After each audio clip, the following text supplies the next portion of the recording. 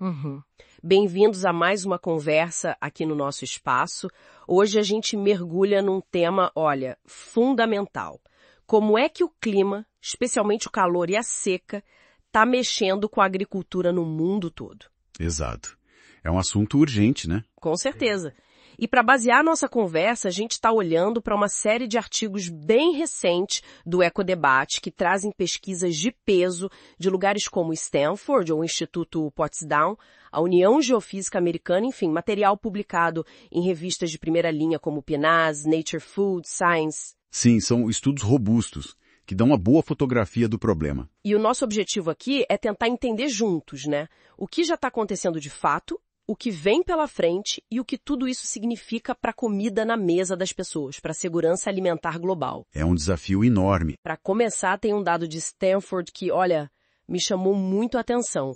O calor e o ar mais seco já diminuíram as safras globais de cevada, milho e trigo, entre 4% e 13%. Isso comparado com o mundo sem essas mudanças climáticas recentes. Pois é. E o mais sério é que isso não é localizado, está acontecendo em quase todas as grandes regiões produtoras. E qual é a explicação para isso? O que acontece com a planta? Basicamente é o estresse, né? Tanto por falta de água, o estresse hídrico, quanto pelo calor mesmo, o estresse térmico.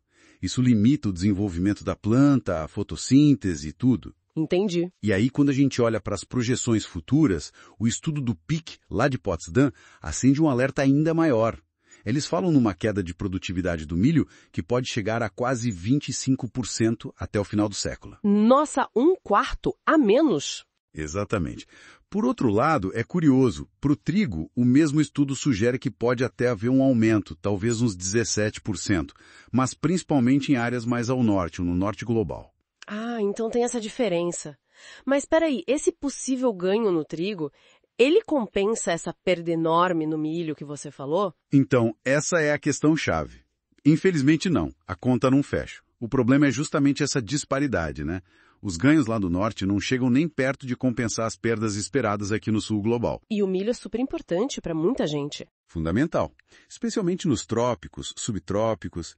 Então, isso acaba acentuando a desigualdade na segurança alimentar. Quem já é vulnerável fica mais ainda. Faz todo sentido. E além da planta em si, tem a questão da água, né?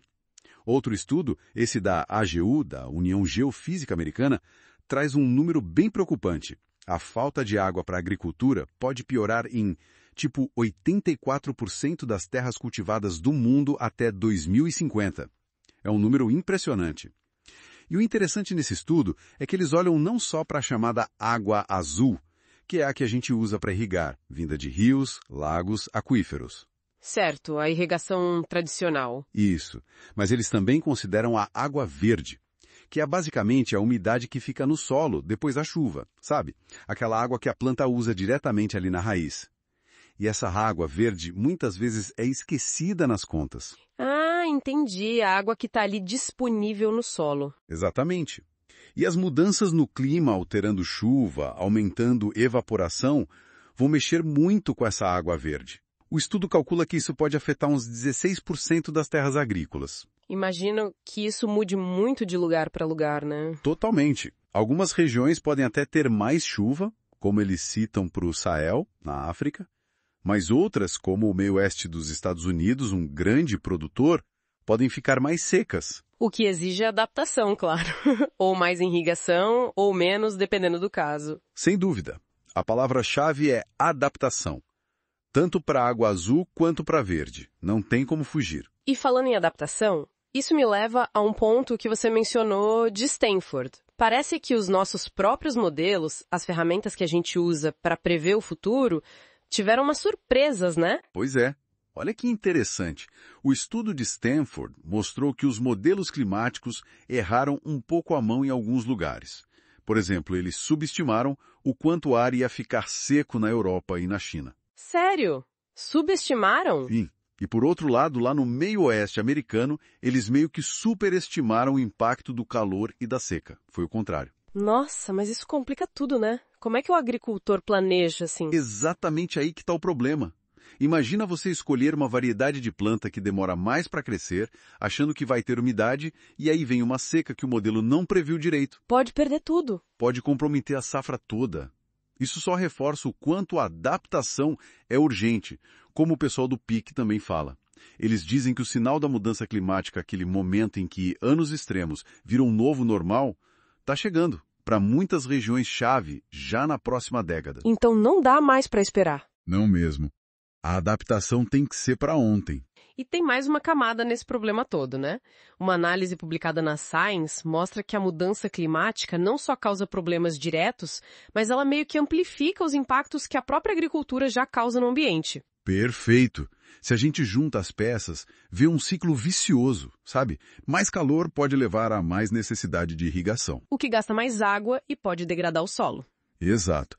E a própria intensificação da agricultura, para tentar compensar perdas ou só para produzir mais, pode acabar emitindo mais gases de efeito estufa, tipo o óxido nitroso do fertilizante, metano do gado. Sem falar em mais pressão de pragas, doenças, perda de biodiversidade. Tudo isso junto fragiliza o sistema inteiro. E aí mesmo quando a gente fala de perdas que parecem pequenas no número global, tipo 5%, 10%, isso já tem um impacto humano grande, né? Enorme.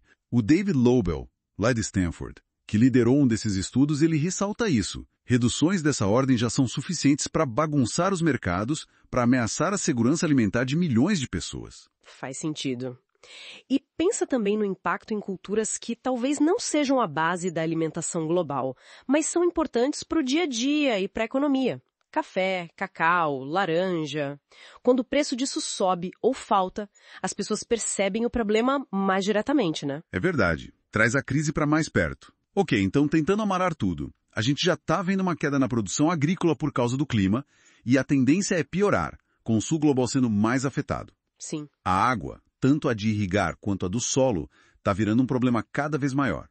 Nossos modelos para prever isso ainda têm falhas, o que dificulta a adaptação, que precisa ser urgente. Exato. E para completar, a mudança climática ainda piora os problemas ambientais da própria agricultura, criando um ciclo bem perigoso para a nossa capacidade de produzir comida. É isso. É um resumo bem preciso da situação complexa que a gente enfrenta.